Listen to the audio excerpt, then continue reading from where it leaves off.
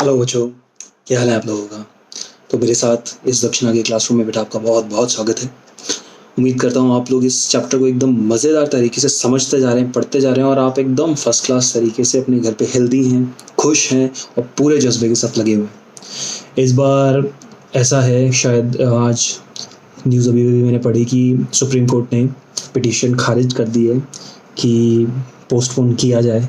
मतलब ऐसा लग रहा है कि एग्ज़ाम पोस्टपोन नहीं होगा, बट क्या फाइनल एनटीए एक हमें कहता है, एक क्या सिग्नल देता है, इस बात को समझते हुए हम ऐसा सोचेंगे कि आपका एग्ज़ाम सितंबर में जो डिसाइडेड है तभी होगा, 15 सितंबर में।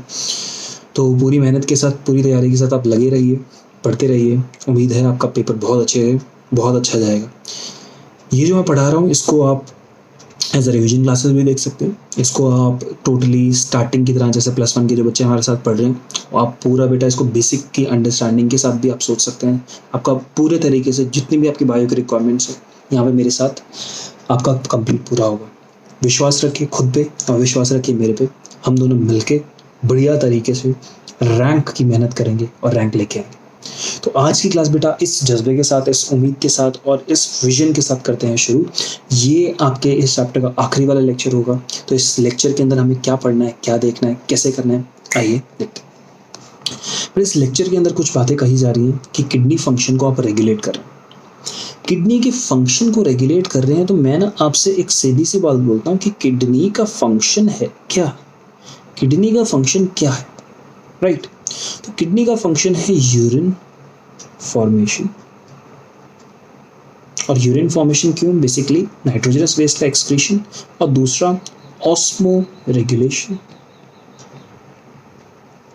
यानी अगर मैं, चलो इस पूरे वर्ड को ऐसे नहीं लिखता, मैं ऐसे लिखता हूँ, यूरिन का फॉर्मेशन है नाइट्रोजनस वेस्ट का एक्सक्रीशन और दूसरा है ऑस्मो रेगुलेशन। यही तो किसी भी एक्सक्रीटरी स्ट्रक्चर का काम है। तो ऑस्मो रेगुलेशन यानी बॉडी में पानी को कितना बाहर निकालना है और कितना मेंटेन रखना है। नाइट्रोजनस वेस्ट यानी यूरिया को बॉडी से कितना बाहर निकालना है, कितना अंदर रखना है। नाइट्रोजनस वेस्ट सारा का सारा बॉडी से बाहर जाना चाहिए। दोनों के लिए आप क्या काम करते हो? सीधा यूरिन की फॉर्मेशन करते हो और यूरिन के थ्रू उसमें से पानी निकाल भी लेते हो, डाल भी देते हो। आयनिक जो पीएच एंड आयनिक बैलेंस बनाए रखना है बॉडी के लिए, ट्यूबुलर सिक्रेशन है, वो भी मैनेज कर लेते हो। तो किडनी का फंक्शन जब यूरिन फॉर्मेशन होता है तो यूरिन फॉर्मेशन के थ्रू बेटा ये भी काम हो जाता है, ये भी काम हो जाता है, ठीक है। तो मुझे इस यूरिन फॉर्मेशन के प्रोसेस को ना रेगुलेट करना है। यानी यूरिन के फॉर्मेशन का प्रोसेस बढ़ाना या कम करना है शरीर की ज़रूरत के मुताबिक, यानी हमें करना है रेगुलेट। रेगुलेट का मतलब किसी काम को या तो बढ़ाओ ज़रूरत के मुताबिक या कम करो ज़रूरत के मुताबिक, रेगुलेट करना है। तो ये हमारा कंसेप्ट हमें किडनी फंक्शन में देखना है। जब बेटा हम लोग इस किडनी फंक्शन को रेगुलेट करना चाहते हैं तो हमारे शरीर में ना मैकेनिज्म अलग अलग जगह चलते हैं। एक मैकेनिज्म दिल हार्ट के साथ चलता है, एक मैकेनिज्म जक्स्टाग्लोमेरुलर एपरेटस, नाम देखो जक्स्टाग्लोमेरुलर एपरेटस, इसके साथ चलता है। एक मैकेनिज्म हाइपोथैलेमस के हिसाब से चलता है। तो मैकेनिज्म है कि आपको किडनी के फंक्शन को करना है रेगुलेट। तो ये तीन इलाके, ये तीन पोर्शंस हमारे बॉडी के बड़े मजेदार तरीके से हमें हेल्प करते हैं, समझे? तो आइए हम इस पूरे पोर्शन को पढ़ना शुरू करते हैं। कहानी क्या है ना बेटा, ये शुरू होती ऑस्मो रिसेप्टर से। ऑस्मो रिसेप्टर, ऑस्मो वर्ड आता है ऑस्मोसिस से, और ऑस्मोसिस वर्ड जब भी आप पढ़ते हैं that is associated with water, right? तो हमारे शरीर में ऑस्मो रिसेप्टर जो होंगे वो क्या काम करेंगे? वो वाटर के अमाउंट को आपके शरीर में मतलब ऑब्जर्व करेंगे। आपने पानी पिया तो पानी ज़्यादा पिया तो ऑस्मो रिसेप्टर कहेंगे कि शरीर में भरपूर पानी है या ज़रूरत से ज़्यादा पानी है। अगर आपने पानी कम किया तो ऑस्मो रिसेप्टर कहेंगे शरीर में जितनी ज़रूरत है उससे कम पानी है। सिंपल। तो यानी ऑस्मो रिसेप्टर्स मैनेज करेंगे, आपको बताएंगे कि आपके शरीर में वाटर कंटेंट कितना है। तो ऑस्मो रिसेप्टर्स आपके पास बॉडी के अंदर वाटर कंटेंट को मैनेज करेंगे बेटा। और बताइए, क्या आपको काउंटर करंट में जब समझाया था, बोला था कि जब भी बेटा आप पानी पीते हो, जब भी आप लोग पानी पीते हो तो पानी आपके पेट में गया, इंटेस्टाइन में गया और पानी वहाँ से एब्जॉर्ब हो गया। क्लियर? पेट में गया, इंटेस्टाइन में गया, एब्जॉर्ब हो गया, तो कहाँ गया पानी? पानी गया ब्लड में। तो अगर आपने पानी ज़्यादा पिया तो ब्लड का वॉल्यूम जो है बेटा वो बढ़ जाएगा। अगर आपने पानी जो है वो कम पिया तो ब्लड का वॉल्यूम कम हो जाएगा। तो ऑस्मो रिसेप्टर्स जो पानी को देखना चाहते हैं, यानी वाटर कंटेंट को देखना चाहते हैं, वो इफेक्टिवली ब्लड वॉल्यूम को देखना शुरू कर देते हैं कि शरीर में पानी है उसकी मात्रा ज़्यादा है या कम है, इसको ऑब्जर्व करना शुरू कर देते हैं। बोलो बात क्लियर हुई कि पानी आपके पास ज़्यादा भी हो सकता है, कम भी हो सकता है। ये कौन देख रहा है? हमारे ऑस्मो रिसेप्टर्स। ठीक है बेटा। तो ऑस्मो रिसेप्टर्स ने ब्लड वॉल्यूम को देखा, बॉडी की फ्लूइड कॉन्सेंट्रेशन को, हम कुछ भी कहो, ब्लड वॉल्यूम यानी बॉडी फ्लूइड कॉन्सेंट्रेशन देखा। और जायज़ सी बात है, अगर आप पानी ज़्यादा पीते हैं तो ज़्यादा पानी ब्लड में पहुंचेगा, ब्लड में आयनिक कॉन्सेंट्रेशन कम हो जाएगी। तो मैं कुछ भी कहूँ, ब्लड में इन तीनों चीज़ में से कोई भी चीज़ डिटेक्ट कर लो, आपका काम बन जाएगा। ये कौन कर रहा है? Osmo receptors. तो ऑस्मो रिसेप्टर्स को रियलाइज होगा कि पानी अब मान लीजिए कि शरीर में कम है, तो ये एक सिग्नल बनाएंगे। और सिग्नल किस चीज़ का? कि ब्लड की वॉल्यूम कम है या आयनिक कॉन्सेंट्रेशन ब्लड में ज़्यादा है, ये सिग्नल आ सकता है ना। या फिर आप सोचो, ब्लड में पानी का कॉन्सेंट्रेशन कम है तो ब्लड का वॉल्यूम ब्लड में कम है। अगर ब्लड का वॉल्यूम ब्लड में कम है, बॉडी में ब्लड का वॉल्यूम कम है, तो जो आपकी किडनी से ब्लड फिल्टर होगा ना, वो कम ब्लड फिल्टर होगा ना, क्योंकि वॉल्यूम ही तो ब्लड का कम है, 1/5 ब्लड फिल्टर होता है। तो अब आपके पास समझ लीजिए ब्लड का वॉल्यूम 5000 ml था, वो कम हो गया 4800 ml हो जाता है। समझ लो 200 ml मान लो कम हो जाता है, तो 1/5 मतलब वैल्यूज कैलकुलेट करोगे तो आराम से आपके पास अमाउंट कम हो जाएगा जो फिल्टर हो रहा है। यानी ग्लोमेरुलर फिल्ट्रेशन का जो रेट होगा, वो रेट आपके पास कम हो जाएगा ना, 125 ml पर मिनट की जगह वो और कम हो जाएगा। तो आप ब्लड की वॉल्यूम कम देख रहे हैं तो उसको देख सकते हैं, ब्लड की आयनिक कॉन्सेंट्रेशन बढ़ जाए वो देख सकते हैं, या फिर जीएफआर कम हो जाए तो आपकी बॉडी में एक सिग्नल जनरेट हुआ, और सिग्नल किधर गया? हाइपोथैलेमस में। अब ये हाइपोथैलेमस है क्या? हाइपोथैलेमस हमारे ब्रेन के अंदर बेटा एक एंडोक्राइन ऑर्गन होता है, एक एंडोक्राइन ग्लैंड है। कहाँ पर? आपके ब्रेन में। ब्रेन में हाइपोथैलेमस मिलता है, और ये हाइपोथैलेमस एंडोक्राइन ग्लैंड है। तो जायज़ सी बात है ना बेटा, एंडोक्राइन है तो क्या रिलीज करेगा? एक हार्मोन रिलीज करेगा। तो हाइपोथैलेमस ने सिग्नल पाया किसकी मदद से? ब्लड में ऑस्मो रिसेप्टर्स की, बॉडी में अलग अलग जगह ऑस्मो रिसेप्टर्स हैं, और उन्होंने सिग्नल भेजा हाइपोथैलेमस कि भैया भैया जाग जाओ, पानी की कमी है शरीर में। तो हाइपोथैलेमस कहेगा ओह पानी की कमी, अब हम कुछ करते। तो हाइपोथैलेमस एक हार्मोन बनाएगा। वो हार्मोन क्या है? Anti diuretic hormone. क्या नाम है हार्मोन का? Anti diuretic hormone. तो ये हार्मोन क्या है, क्या काम है, देखते हैं बेटा। हार्मोन का नाम है एंटी डायूरेटिक हार्मोन, या इस हार्मोन को वसोप्रेसिन कहा जाता है। ध्यान रखना, ये दो नाम है इस हार्मोन के, एक ही हार्मोन के दो नाम। तो जरा मेरे साथ समझो, वर्ड है एंटी डायूरेटिक हार्मोन। हार्मोन है तो इस वर्ड को तो समझने की टेंशन नहीं। एंटी मतलब उल्टा, अगेंस्ट। जैसे आपसे मैं बोलता हूँ एंटी एयरक्राफ्ट गन, तो एयरक्राफ्ट के अगेंस्ट, एयरक्राफ्ट को जो मारने वाली है ना, किसी चीज़ के अपोजिट जो काम करती है, एंटी। डायूरेटिक वर्ड कहाँ से आया? तो डायूरेटिक वर्ड आया डायूरेसिस से, यानी प्रोसेस ऑफ सुसुइंग। सुसुइंग मतलब प्रोसेस ऑफ सुसु करना, process of urination. Process of urination को, इस पूरे वर्ड को बेटा एक और वर्ड बोल सकता है, मिक्चुरेशन। ठीक। तो ये एंटी डायूरेटिक हार्मोन है, तो ये किसके अगेंस्ट है? डायूरेसिस। डायूरेटिक मतलब डायूरेसिस के अगेंस्ट है। यानी एंटी डायूरेटिक हार्मोन कहेगा कि आपको यूरिनेशन के प्रोसेस को कम करना है, यानी आपको शरीर से कम यूरिन बनाना है। समझे? एंटी डायूरेटिक हार्मोन बनाया किसने? हाइपोथैलेमस ने। क्यों बनाया? क्योंकि बॉडी में ऑस्मो रिसेप्टर ने हाइपोथैलेमस को बोला कि भैया पानी की कमी है, तो आप एंटी डायूरेटिक हार्मोन बनाओ। और ये हार्मोन क्या करेगा? अब आपकी बॉडी से यूरिन के प्रोसेस को कम कर देगा, यूरिन की फॉर्मेशन कम कर देगा। यानी प्रोसेस ऑफ यूरिनेशन डायूरेसिस है, तो अगर मैं डायूरेसिस को कम करूंगा तो यूरिन का जो फॉर्मेशन होगा वो क्या हो जाएगा बेटा? रेड्यूस होगा कि नहीं होगा? बिल्कुल हो जाएगा। और यूरिन का प्रोसेस यूरिन बनेगा कम। क्यों बनेगा? क्योंकि रीएब्जॉर्प्शन का अमाउंट आपके पास बढ़ जाएगा। बोलो बात क्लियर हुई? रीएब्जॉर्प्शन का अमाउंट बढ़ जाएगा। तो अब जब PCT, DCT, collecting tubule, collecting duct, इनकी अगर बात करें तो यहां से आपके पास रीअब्जॉर्प्शन ज्यादा हो जाती है।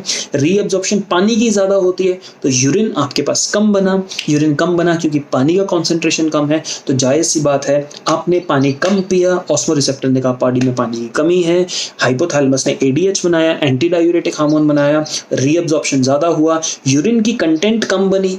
यूरिन का कंटेंट कम बना तो यूरिन जायज सी बात है बेटा कॉन्सेंट्रेटेड फॉर्म में येलोइश बनेगा। बोलो बात क्लियर हुई? तो एंटी डायूरेटिक हार्मोन में नाम के साथ फंक्शन समझ आया। अब इसका तुम दूसरा नाम बोलो। दूसरा नाम क्या है? वसोप्रेसिन। यस, यही तो बोला था मैंने, बताया ना इसका दूसरा नाम क्या है? वसोप्रेसिन। अब मैं इस वर्ड का मतलब सीखता हूँ। वसोप्रेसिन में बेटा वसो वर्ड कहां से आया? ये आया वस्कुलर टिश्यू, और वस्कुलर टिश्यू मतलब आपके पास ब्लड वेसल्स। प्रेसिन का मतलब प्रेस, दबा देना। तो आप क्या कर रहे हो? वसोप्रेसिन जब आपकी जेब में यानी आपकी बॉडी में वसोप्रेसिन रिलीज हो रहा है तो ये वस्कुलर टिश्यू को प्रेस कर देगा, दबा देगा, और उससे फायदा क्या होगा? जरा मेरी बात ध्यान से समझना। अब आप एक गार्डन में ना पाइप से पानी दे रहे हो, अब पानी का प्रेशर जरा कम आ रहा है, बट आपको पानी चाहिए कि तेजी से निकले, तो आप पाइप को आगे से दबा दोगे तो पानी एकदम फुर्र करके निकलेगा ना, समझे? तो अब ये जब किडनी में हम ये देखते हैं तो यहाँ पे आपके पास पानी का जो प्रेशर, पीछे से ब्लड का प्रेशर आ रहा है वो कम आ रहा है, तो वसोप्रेसिन आएगा तो वो इसको पतला कर देगा, इतना छोटा बना देगा, यानी इसको प्रेस कर देगा। तो जो पानी का बहाव होगा वो तेज हो जाएगा, यानी ब्लड का बहाव तेज हो जाएगा। तो आपके पास ब्लड का बहाव तेज होने की वजह से जीएफआर वापस बढ़ जाएगा। जो जीएफआर 110 हो गया था वो वापस आपके पास 125 ml पर मिनट पे पहुंच जाएगा। तो क्या आपको एंटी डायूरेटिक का फंक्शन समझ आया? इसके दो फंक्शन, क्या क्या फंक्शन है? एक वाटर का रीअब्जॉर्प्शन बढ़ा देगा, स्पेसिफिकली कहां से? स्पेसिफिकली डीसीटी से और कलेक्टिंग डक्ट से।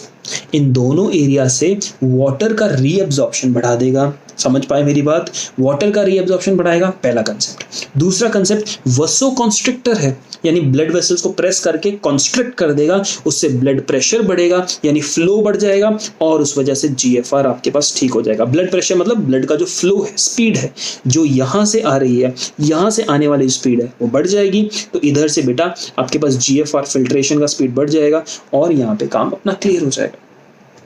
तो रेगुलेशन में हाइपोथैलेमस मीडिएटेड फंक्शन, बोलो मस्त समझ आया? बढ़िया से क्लियर हुआ ना? तो ये बेटा हाइपोथैलेमस के साथ एसोसिएटेड फंक्शन था। इतना अपने को अगर मस्त समझ आया तो अब हमें नेक्स्ट वाला पोर्शन देखना है, रास सिस्टम। मैं ऐसा कहूंगा, वापस आके देखो आपको, क्या ये वाला हाइपोथैलेमस के आगे अपने को टिक लगा देते, मस्त हो गया। अब अपने को एक जक्स्टाग्लोमेरुलर एपरेटस और तीसरा हार्ट, इन दोनों की कहानी बची। तो अभी हम नेक्स्ट जक्स्टाग्लोमेरुलर एपरेटस की कहानी देखेंगे। क्या है कहानी? आओ मेरे साथ। जक्स्टाग्लोमेरुलर एपरेटस, नाम ध्यान से सुनना, जक्स्टाग्लोमेरुलर एपरेटस, यानी ये ग्लोमेरुलस के साथ मिलके कोई जुगाड़ सेट हुआ है, कोई अरेंजमेंट सेट हुआ है जिसने एक पूरा स्ट्रक्चर बना लिया है, जक्स्टाग्लोमेरुलर एपरेटस, और यहाँ पे ये मदद कर रहा है। और ये कैसे मदद करता है बेटा? ये रास लीला करता है।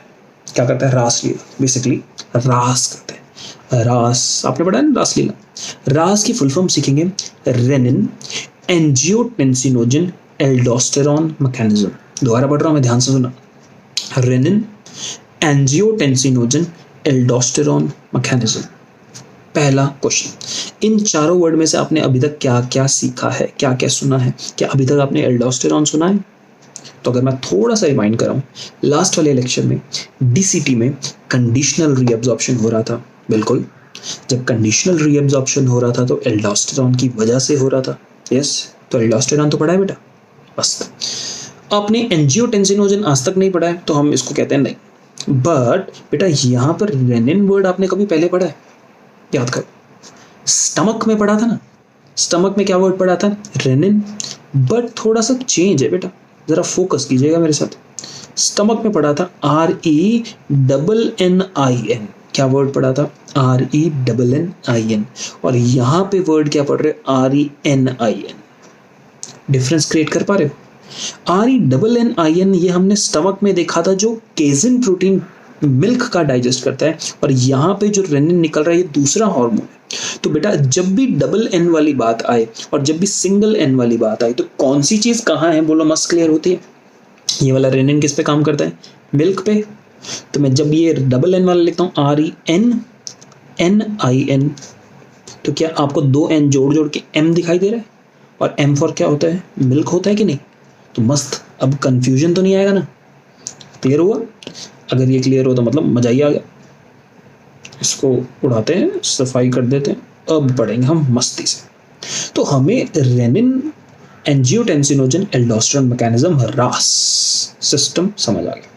अब समझ आया इन द सेंस कैसे काम करेगा, फुल फॉर्म तो देख लिया, अब हम देखते हैं renin, angiotensin, aldosterone apparatus, mechanism, system, कुछ भी बोलिए, मस्त क्लियर। अब यहां पे जरा इस वाले फोटो को जरा आप अच्छे से देखिएगा बेटा। कंडीशन क्या है आपके पास, मैंने हाईलाइट कर रखा है ऑलरेडी, तो आपको ना अच्छे से क्लियर होएगा। इधर मेरे पास आफ्रेंट आर्टेरियोल है, आफ्रेंट जो आ रही है, इधर मेरे पास इफरेंट है, ठीक है। यहां पर मैक्यूला डेंसा है, राइट। मैक्यूला डेंसा बेसिकली किससे बन रहा है, जरा मैं इसमें अंडरलाइन करूं तो आपको अच्छे से ध्यान होगा। डिस्टल ट्यूब्यूल यानी DCT। यहाँ पे एक अपने को इफरेंट दिखाई दे रहा है, एक अपने को आफ्रेंट दिखाई दे रहा है, राइट। यहाँ पे कैपिलरीज के यानी ग्लोमेरुलस के कुछ सेल्स दिखाई दे रहे हैं। अब मेरी तरह पूरी बात ध्यान से सुनना, क्या कंडीशन। एक किडनी में जक्स्टा ग्लोमेरुलर एपरेटस बनता है, क्यों बनता है, कैसे बनता है, देखो। एक जक्स्टा ग्लोमेरुलर एपरेटस में एक हिस्सा होता है मैक्यूला डेंसा, जो मैंने आपको यहाँ दिखा रखा है।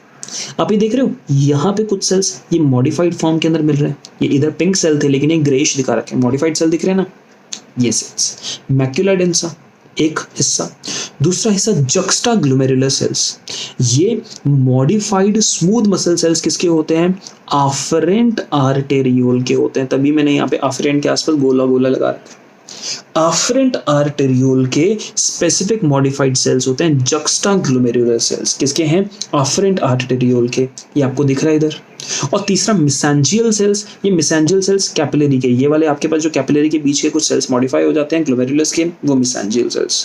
तो ध्यान से मेरी बात सुनना, किडनी में आफ्रेंट आर्टेरियोल, DCT, आफ्रेंट आर्टेरियोल और DCT और कुछ ग्लोमेरुलस के सेल्स मॉडिफाई होके अपने स्ट्रक्चर को बदलते हैं। DCT के सेल्स बनाते हैं मैक्यूला डेंसा, आफ्रेंट आर्टेरियोल के सेल्स बनाते हैं जक्स्टा ग्लोमेरुलर सेल्स, और ग्लोमेरुलस के सेल्स बनाते हैं मिसेंजियल सेल्स। ये तीनों मिलके एक सिस्टम, एक मैकेनाइज्ड, एक मशीन जैसा सिस्टम बनाते हैं जिसको हम कहते हैं जक्स्टा ग्लोमेरुलर एपरेटस। समझ गए, यानी जक्स्टा ग्लोमेरुलर एपरेटस बना किसका, किस चीज से बना, किसकी मॉडिफिकेशन से बना, ये समझ आ गया पक्का। लेकिन काम क्या है वो मुद्दे की बात है। तो मेरे साथ काम देखो, शरीर में जब आपने पानी कम पिया तो ब्लड की वॉल्यूम कम। अब जब ब्लड की वॉल्यूम कम तो बेटा जायज सी बात है पूरे बॉडी में जो ब्लड प्रेशर होगा बेटा आपका कम हो जाएगा। क्या हो जाएगा, ब्लड प्रेशर जो होगा कम हो जाएगा। समझ पा रहे हो मेरी बात। शरीर में पानी जो है अगर बेटा वो कम हो जाए तो ब्लड का वॉल्यूम कम हो जाएगा, ब्लड प्रेशर आपका फॉल करेगा, और अगर ब्लड प्रेशर फॉल किया तो जायज सी बात है उधर GFR फॉल कर जाएगा ना। तो बॉडी के अंदर ब्लड प्रेशर फॉल किया तो किडनी के पास GFR फॉल किया, और जैसे ही GFR का रेट कम हुआ तो उस रेट को हमें डिटेक्ट करना है ना। वो नॉर्मली 125 ml पर मिनट होना चाहिए था, लेकिन अब कम हो गया है। क्यों? क्योंकि बॉडी में पानी की कमी थी तो BP कम था, तो आपके पास GFR कम हुआ। तो जैसे ये कम होता है तो ये जक्स्टा ग्लोमेरुलर एपरेटस एकदम तैयार था, वो चेक कर रहा था, एकदम अपना कैमरा खोल के बैठा था कि देख रहा था कि भैया इस तरीके से हमें दिखाई दे रहा है GFR अब कम हो गया है, ओहो दिक्कत हो गई, तो मुझे इस दिक्कत से बचना है। तो मैं क्या करूंगा, यहाँ पर मैं रेनिन बनाऊंगा। क्या बनाऊंगा? रेनिन। क्या है ये रेनिन? जक्स्टा ग्लोमेरुलर एपरेटस एक हार्मोन बनाता है। क्या? रेनिन बनाता है। रेनिन हार्मोन है तो हार्मोन कहाँ जाएगा? खून में जाएगा। जैसे ये हार्मोन ब्लड में गया तो अब कंडीशन क्या हुई, अब ब्लड में हार्मोन गया और अब ब्लड में कंडीशन क्या थी बेटा, वहां पर आपके पास ना एक एंजियोटेंसिनोजन नाम का एक प्रोटीन था, ब्लड में पड़ा था। अब जब ब्लड में एंजियोटेंसिनोजन नाम का ओजन, जब भी जैसे पेप्सिनोजन के पीछे ओजन लगा था ना, यानी इनएक्टिव फॉर्म था, तो पेप्सिनोजन से पेप्सिन बनता है, तो वैसे एंजियोटेंसिनोजन एक्टिवेट होकर क्या बनाएगा, एंजियोटेंसिन। कौन सा बनाएगा, एंजियोटेंसिन 1। ठीक है, तो एंजियोटेंसिनोजन ये रेनिन में जो लिवर में बना था, लिवर के अंदर बन के ब्लड में पहुंचा, ब्लड में ये बैठा हुआ था, ये रेनिन की मदद से एंजियोटेंसिन 1 में कन्वर्ट होता है, और एंजियोटेंसिन 2 ACE नाम के हार्मोन की वजह से एंजियोटेंसिन 2 में कन्वर्ट होता है। समझो, ब्लड में एक एंजियोटेंसिनोजन नाम का प्रोटीन था, एक हार्मोन था जो ऑलरेडी बैठा है, ब्लड में ऑलरेडी है। अभी GFR कम ज्यादा उससे कोई फर्क नहीं पड़ता, ऑलरेडी ब्लड में है। और ब्लड में बनने वाले प्रोटीन्स कहाँ बनते हैं बेटा, सब लिवर में बनते हैं। ये क्वेश्चन आता है, क्लियर। नेक्स्ट पॉइंट, जैसे ही रेनिन रिलीज हुआ, एंजियोटेंसिनोजन कन्वर्ट हुआ एंजियोटेंसिन 1। अब एंजियोटेंसिन 1 ACE की प्रेजेंस में एंजियोटेंसिन 2 में कन्वर्ट हुआ, और ये एस कहाँ बना, ये बना लंग्स में। ठीक है, किस में बना, एस लंग्स में बना। एस आपके पास एक हार्मोन है, लंग्स के अंदर बनता है, क्लियर। अब ये इसको एंजियोटेंसिन क्लीवेज एंजाइम कह सकते हैं, ये आपके पास ये एंजाइम होता है, एंजाइम कह सकते हैं, ये लंग्स में बना है, तो इसने इसको एंजियोटेंसिन 2 में कन्वर्ट किया, डन। तो अब ब्लड में आपके पास क्या है, एंजियोटेंसिन 2। अब एंजियोटेंसिन 2 का 2 का एंजियोटेंसिन 2 वसोकॉन्स्ट्रिक्शन करेगा, दबाएगा, जैसे वसोप्रेसिन ने काम किया था ना, वैसे ही एंजियोटेंसिन 2 काम करता है। ये प्रेशर करता है, दबाता है, और इस दबाने की वजह से, इस ब्लड वेसल को कॉन्स्ट्रिक्ट करने की वजह से क्या हो जाता है, यहाँ पे GFR बढ़ जाता है। कैसे बढ़ता है ये बात ऑलरेडी समझा चुका हूँ, यानी ये वाला कंसेप्ट फर्स्ट क्लास तरीके से डन। कंसेप्ट इसके पैरेलल क्या चल रहा है, ये एंजियोटेंसिन 2 ने एक तरफ तो वसोकॉन्स्ट्रिक्शन कर ली, मस्त पक्का बात, एकदम फर्स्ट क्लास मक्खन की तरह क्लियर हो गई। पैरेलली ये एड्रिनल कॉर्टेक्स पे जाता है। क्या है ये एड्रिनल कॉर्टेक्स, हमारे पास जो किडनीज होती है ना बेटा, इस तरीके से, इन किडनीज के ऊपर इस तरीके से एक ग्लैंड होता है, ये होता है एड्रेनल ग्लैंड, ये एंडोक्राइन ग्लैंड। ठीक है, अब आपने किडनीज में देखा था 2 हिस्से मिलते हैं, एक कॉर्टेक्स मिलता है किडनी में, एक बाहरी हिस्सा मिलता है कॉर्टेक्स, और बीच वाला हिस्सा क्या मिलता है, मेड्यूला। उसी तरीके से एड्रिनल ग्लैंड में भी 2 हिस्से होते हैं, बाहर वाला कॉर्टेक्स और बीच वाला मेड्यूला। हर ऑर्गन में, बॉडी में हर ऑर्गन में ऐसे 2 हिस्से बने, बाहरी हिस्सा, एक अंदर वाला हिस्सा। तो कॉर्टेक्स, तो एड्रिनल ग्लैंड का कॉर्टेक्स एड्रिनल कॉर्टेक्स कहलाएगा। मैं इसको कहूंगा एड्रिनल कॉर्टेक्स, में इस हिस्से को एड्रिनल कॉर्टेक्स कहूंगा। तो इस हिस्से में क्या होता है, इस एड्रिनल कॉर्टेक्स के ऊपर जाके एंजियोटेंसिन 2 यहाँ पे जाके अपना असर दिखाता है। जब ये यहाँ जाके अपना असर दिखाएगा तो यहाँ से इस एड्रिनल कॉर्टेक्स के ज़ोना ग्लोमेरुलोसा, अभी रटना नहीं है, सिर्फ जानो एड्रिनल कॉर्टेक्स से क्या रिलीज हुआ, एल्डोस्टेरॉन रिलीज हुआ। ये एल्डोस्टेरॉन क्या था बेटा, हार्मोन था। और थोड़ा सा अगर अपने आप को थोड़ा सा ऐसे चुटकी मार के जगाओगे और याद करोगे, ये एल्डोस्टेरॉन ने क्या किया था, याद किया तो DCT में कंडीशनल रीअब्जॉर्प्शन कराई थी ना, तो ये DCT में ट्यूब्यूल के DCT और कलेक्टिंग ट्यूब्यूल पे जाके काम करता है, वहां से सोडियम की रीअब्जॉर्प्शन करवाता है। कैसे, ऐसा कहूंगा कि इसने सोडियम की रीअब्जॉर्प्शन कैसे कराई, एक्टिवली कराई, और सोडियम के पीछे वाटर था, वो पैसिवली रीअब्जॉर्ब हो गया। वाटर पैसिवली रीअब्जॉर्ब हुआ, लेकिन सोडियम एक्टिवली रीअब्जॉर्ब हुआ। और क्योंकि सोडियम पोटेशियम पंप से अंदर आ रहा था ब्लड में, तो वापस वहां से क्या एक्सक्रीट हो गया, पोटेशियम। तो क्या अब जब सोडियम रीअब्जॉर्ब हुआ तो उसके पीछे पानी आया, जब पानी उसके पीछे रीअब्जॉर्ब हुआ तो ब्लड में पानी का कंटेंट वापस डेवलप हो गया, यानी ब्लड का काम पानी बचाने का मस्त तरीके से हो गया। यानी ब्लड में जब वापस पानी आया तो ब्लड वॉल्यूम वापस नॉर्मल पे आ गया। तो इस रास ने रेनिन, एंजियोटेंसिन, एल्डोस्टेरॉन, रेनिन ने काम किया, समझ आ गया, एंजियोटेंसिन ने क्या काम किया, समझ आ गया, एल्डोस्टेरॉन ने क्या काम किया, समझ आ गया। इन तीनों के काम के मिला के, इन तीनों के काम की वजह से ब्लड में जो पानी की कमी हो सकती थी उसको ठीक कर लिया गया। यूरिन में जो पानी वेस्ट हो रहा था उस पानी को रीअब्सॉर्ब करके हमने काम चला लिया। इतना क्लियर हो गया। तीसरा कंसेप्ट है यहाँ पे हार्ट का मेरे साथ देखिए। हार्ट में अब क्या होगा, अब आपने ये सब काम चल रहा है, अब ब्लड में आपने पानी खूब सारा पी लिया, ब्लड का वॉल्यूम बढ़ गया। जब ब्लड का वॉल्यूम बढ़ गया, या फिर आपने एल्डोस्टेरॉन खूब सारा बनाया, वसोप्रेसिन खूब सारा बनाया, तो इसने जल्दी से ज़्यादा पानी रीअब्सॉर्ब कर लिया। जब ज़्यादा से ज़्यादा पानी रीअब्सॉर्ब कर लिया तो ब्लड का बेटा प्रेशर बढ़ गया। अब ब्लड का प्रेशर बढ़ा तो हार्ट जो है, दिल कहेगा अरे यार इतने प्रेशर से नहीं घुमाना है, नॉर्मल 120/80 mmHg होना चाहिए, इतना बढ़िया है, लेकिन तुम प्रेशर बढ़ा दोगे तो भैया मेरे हार्ट को दिक्कत हो जाएगी, इस दिल में दिक्कत हो जाएगी, तो नहीं होनी चाहिए।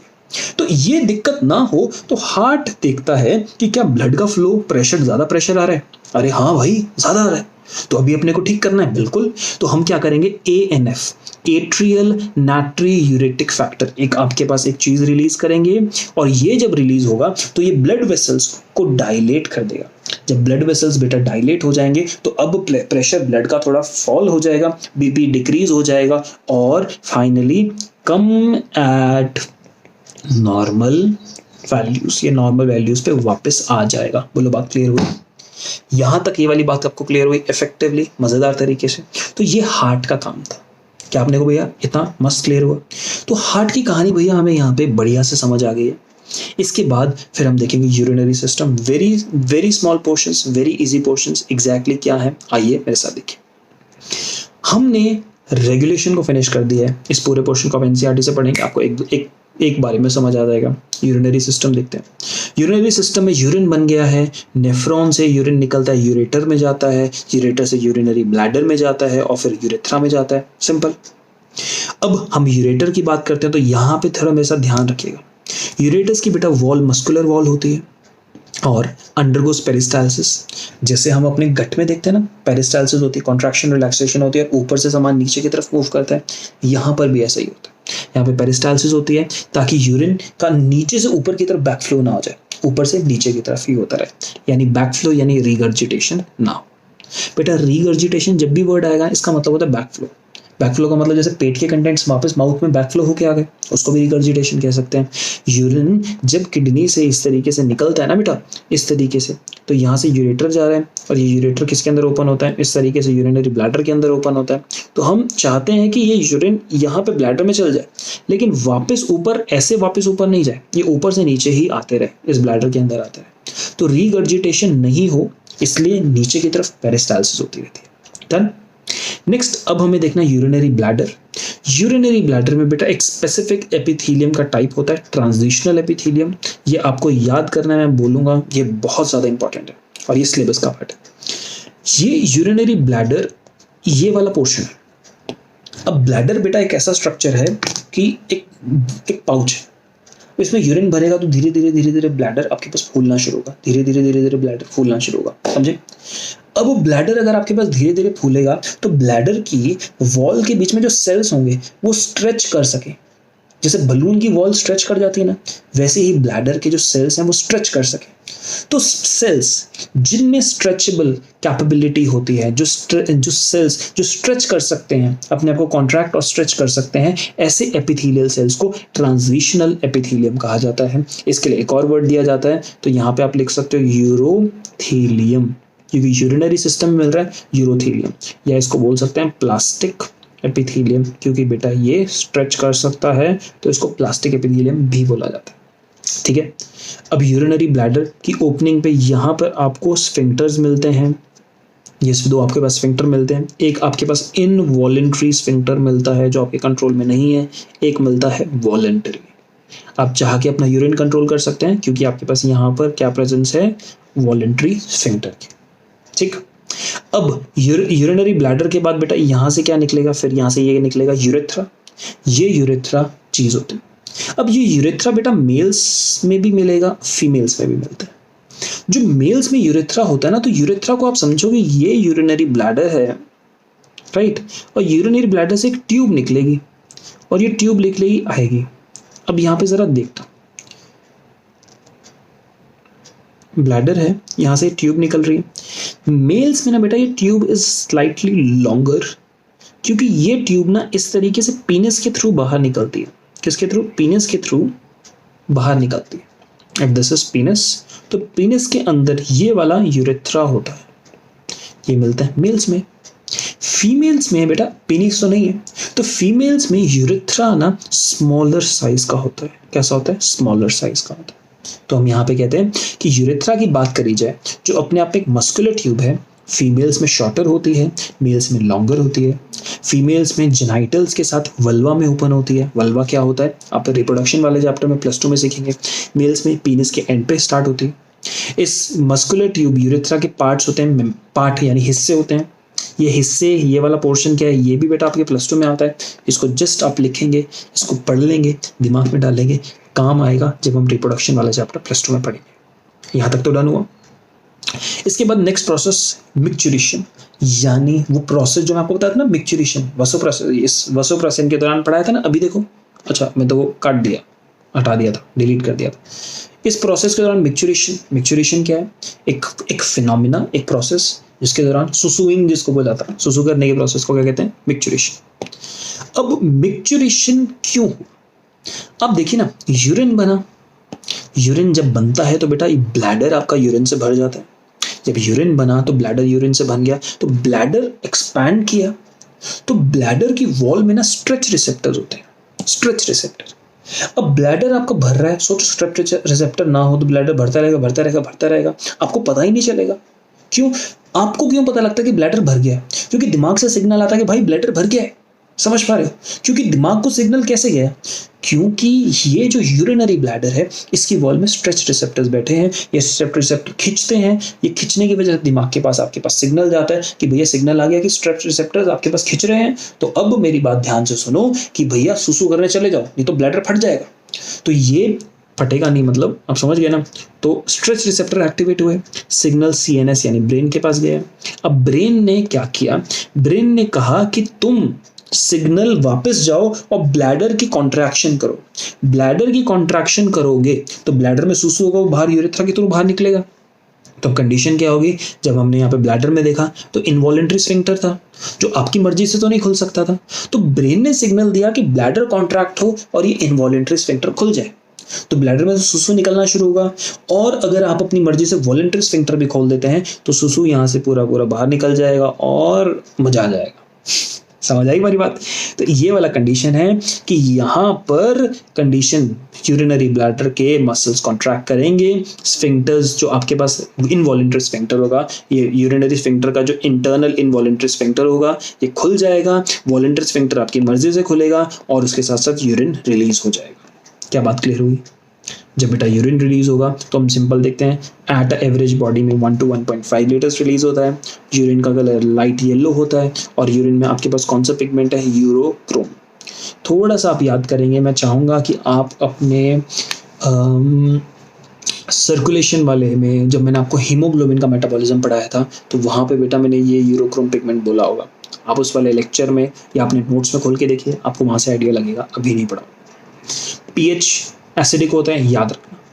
और अगर कहीं पे यूरिन, जैसे आप पब्लिक टॉयलेट्स में जाते हैं तो वहाँ से ना बहुत ही गंदी बदबू आती है। इसका रीज़न क्या होता है? लोग यूरिनेट करते हैं लेकिन यूरिन को ना फ्लश नहीं करते हैं, तो वहीं पे खड़ा रहता है, वहीं पे पड़ा रहता है। और जब भी यूरिन एक जगह मतलब रहेगा, इकट्ठा होकर रह जाएगा, तो यूरिन के अंदर वहाँ पे ना कुछ बैक्टीरियल डिग्रेडेशन होगी और वहाँ से घटिया सी बदबूदार बदबू आएगी और वो अमोनिया की रिलीज़ की वजह से आती है। यानी यूरिन अगर पड़ा है ज़मीन पे तो बैक्टीरिया यूरिन पे को मतलब मेटाबोलाइज करते हैं और उससे अमोनिया बनवाते हैं। इतना क्लियर?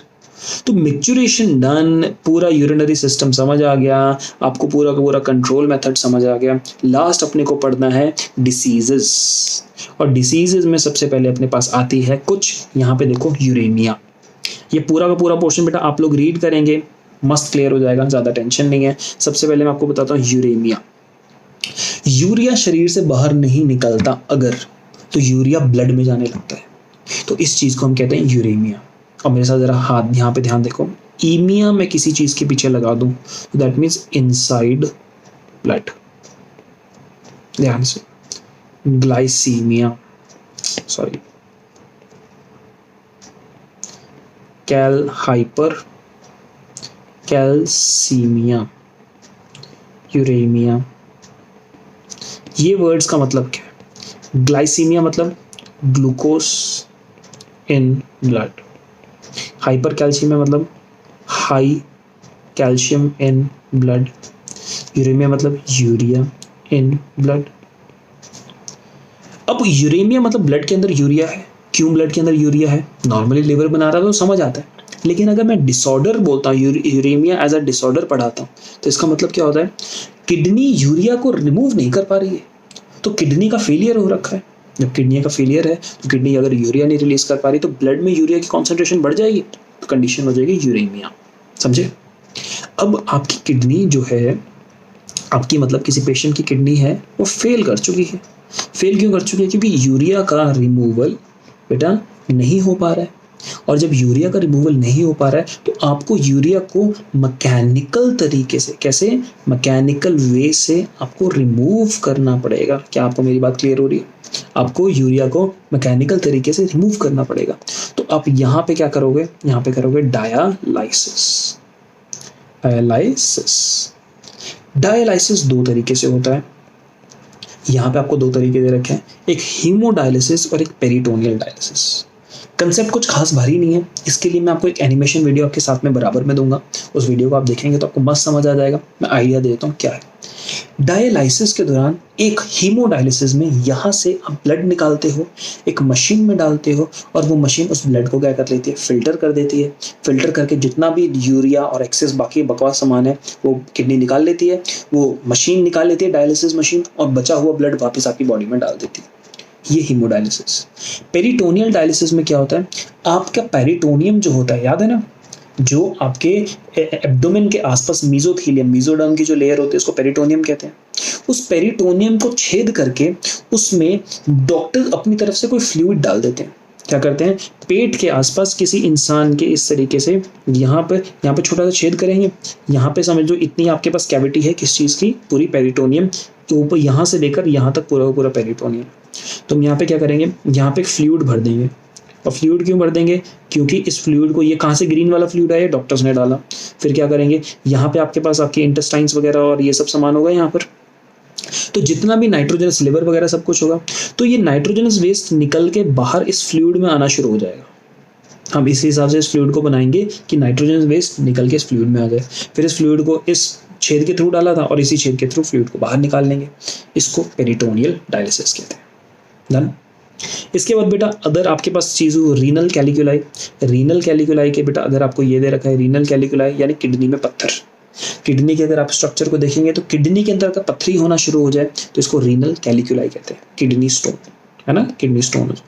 किडनी स्टोन की वजह से क्या होता है? किडनी स्टोन बेटा कभी कभी यूरेटर में फंस जाता है, किडनी के किसी इलाके में फंस जाता है। तो किडनी काम तो कर रही है लेकिन यूरिन बाहर नहीं आ पा रहा है।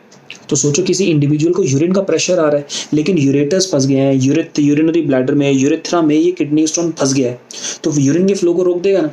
तो पूरा जोर लगाने के बाद भी एकदम बहुत ही थोड़ा थोड़ा अमाउंट ऑफ यूरिन बॉडी से बाहर निकल रहा है, इसको रीनल कैलिकुलाई कहते हैं।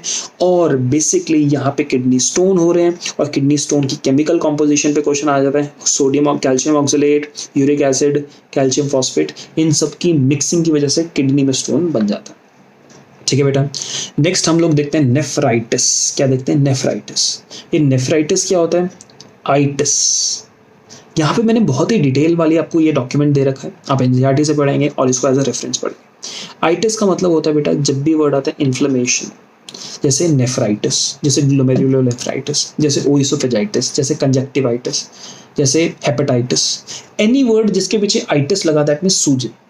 तो नेफ्राइटिस क्या होता है? जब किडनी के अंदर किसी भी कारण की वजह से, चोट लगने की वजह से, इन्फेक्शन की वजह से अगर किडनी में सूजन हो जाए, नेफ्रॉन में सूजन हो जाए, तो उसको हम नेफ्राइटिस टर्म करते हैं। डन। नेक्स्ट होता है बेटा डायबिटीज इंसिपिडस। डायबिटीज इंसिपिडस, और जरा मेरे साथ ध्यान से देखना। डायबिटीज दो तरीके से होती है, डायबिटीज मेलाइटिस और डायबिटीज इंसिपिडस। ध्यान से देखिएगा, दोनों में फर्क होता है। डायबिटीज मेलाइटिस जो है वो हमारा मेटाबॉलिक डाइजेस्टिव डिसऑर्डर है और इसमें क्या होता है? बॉडी में इंसुलिन जो होता है वो कम बनता है। इंसुलिन आपके पास कम बनता है तो कंडीशन क्या होती है?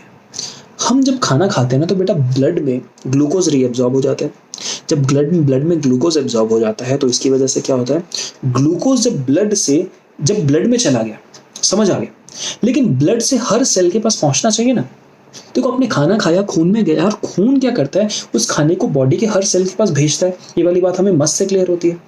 तो कंडीशन जरा यहाँ पर ये वाली समझने वाली है कि जब ये ब्लड से आपका खाना कहाँ से, इधर स्टमक से, इंटेस्टाइन वगैरह से एब्जॉर्ब होकर ब्लड में गया तो ब्लड से बॉडी के टिश्यू में जाएगा और ब्लड से जब बॉडी के टिश्यू में जाएगा तो इसमें भेजने में इसको मदद करता है इंसुलिन। जस्ट वेट, क्या मदद करता है? इंसुलिन मदद करता है कि ब्लड का सारा पहुंच जाए वापस टिश्यू में, ये टिश्यू में चल जाए, इंसुलिन मदद करता है। तो सोचो अब अगर आपकी बॉडी में इंसुलिन नहीं है, इंसुलिन आपकी बॉडी में बन नहीं रहा है, डायबिटीज मेलाइटस का केस है, कम बन रहा है या नहीं बन रहा है, तो क्या मूवमेंट ब्लड से वापस टिश्यू में हो सकती है? नहीं। जब ब्लड से वापस टिश्यू के अंदर शुगर नहीं जाएगा तो ब्लड के अंदर ग्लूकोज का लेवल बढ़ना शुरू हो जाएगा, और जब ब्लड के अंदर शुगर का लेवल, इस ग्लूकोज का लेवल बढ़ना शुरू हो जाएगा तो हम कहेंगे उस व्यक्ति को डायबिटीज मेलाइटस हो गया है या फिर शुगर हो गई है। समझ गए? इफेक्टिवली बायोमेस का वर्ड डायबिटीज मेलाइटस होता है। क्यों होता है? क्योंकि बॉडी में इंसुलिन कम, और इंसुलिन का काम क्या था? ब्लड से शुगर को उठा के टिश्यू में डाल। अब इंसुलिन नहीं है तो टिश्यू के अंदर शुगर नहीं जाएगी, यानी टिश्यू को खाना नहीं मिलेगा। सोचो तुम लोग, आपको या किसी व्यक्ति को अगर डायबिटीज मेलाइटस हो गया तो टिश्यू को खाना चाहिए, वो चिल्ला चिल्ला के बोल रहा है कि भैया मुझे खाना दो, लेकिन खून में खाना पड़ा है लेकिन वो टिश्यू के अंदर नहीं जा पा रहा। क्योंकि टिश्यू के पास खाना पहुंचाने के लिए हमें इंसुलिन चाहिए, और भैया ये तो इंसुलिन नहीं है, तो हमें प्रॉब्लम हो जाएगी। क्या? एक तो ब्लड के अंदर इंसुलिन का, ब्लड के अंदर यहाँ पर इसकी वजह से क्या होगा? ब्लड ग्लूकोज का जो लेवल होगा, एक सेकेंड रुको, जो ब्लड का ग्लूकोज का जो लेवल होगा वो बहुत ही हाई हो जाएगा, और हाई होने की वजह से क्या कंडीशन होगी? अब जरूरत से ज्यादा नहीं होना चाहिए, इसलिए ग्लूकोज यूरिन के अंदर एक्सक्रीट होगा, ग्लूकोज यूरिन में एक्सक्रीट होगा, और इसका दूसरा इफेक्ट क्या होगा? टिश्यू स्टारवेशन होने लग जाएगी। टिश्यू में ग्लूकोज नहीं पहुंच रहा तो टिश्यू स्टारवेशन हो जाएगी, तो टिश्यू क्या करेगा? Tissue starts breaking its fat. Tissue के अंदर जो फैट होगा, ब्लड सेल्स में जो फैट होगा वो बनना शुरू हो जाएगा, और इसकी वजह से क्या बनेगी? कीटोन बॉडीज बनती हैं। ध्यान से मेरी बात सुनना, बॉडी में क्या बनता है? Ketone bodies. एक स्पेसिफिक केमिकल है, कीटोन बॉडीज बॉडी में बनने शुरू हो जाती है, और इसकी वजह से टिश्यू वीकनिंग यानी पूरी बॉडी की वीकनिंग होती है। तो आप यहाँ देखो, डायबिटीज की वजह से इफेक्टिवली ग्लूकोज बॉडी में रिलीज हो रहा है, कीटोन मतलब ग्लूकोज यूरिन में एक्सक्रीट हो रहा है, कीटोन बॉडीज बन रही हैं, और ये कीटोन बॉडीज अब क्या होंगी? ये यूरिन में एक्सक्रीट होनी शुरू हो जाएंगी, क्योंकि बॉडी को कीटोन बॉडीज नहीं चाहिए। तो इफेक्ट क्या होगा? इफेक्ट का नाम क्या होगा? इसको हम कहेंगे ग्लाइकोसूरिया, और इसको कहेंगे कीटोन यूरिया। वर्ड यहाँ पे यूरिया, यहाँ पे वर्ड यूरिया। कहने का मतलब क्या है? बॉडी के अंदर यूरिया वर्ड मतलब जब भी कोई चीज ब्लड में यूरिन में मिल रहा है, तो यहाँ पे यूरिन में ग्लूकोज मिलना शुरू हो जाएगा तो ग्लाइकोसूरिया, यूरिन के अंदर कीटोन बॉडीज मिलना शुरू हो जाएंगी, ये कीटोन बॉडीज मिलने शुरू हो जाएंगी तो कीटोनूरिया।